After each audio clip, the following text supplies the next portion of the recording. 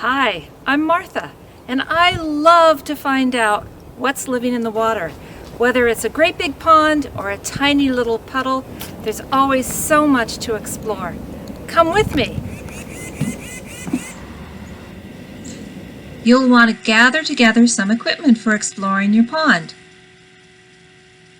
Grab yourself a container, big or small, but white is good, a net, a spoon, and a magnifier.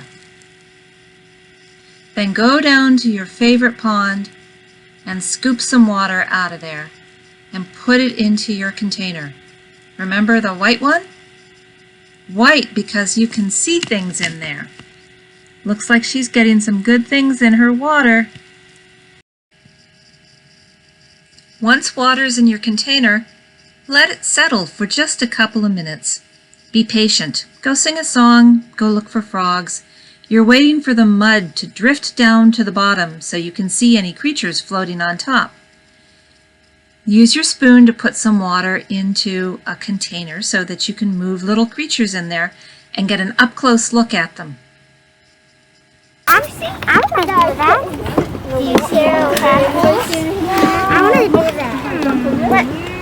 A little sneaky. Oh, I see something. Oh yeah. Hey, look at that. Is this good, I think?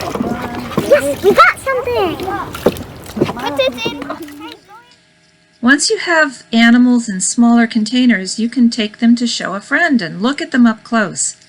Some things are going to be small, but some are going to be pretty big, like this dragonfly nymph. He's growing up to be a dragonfly.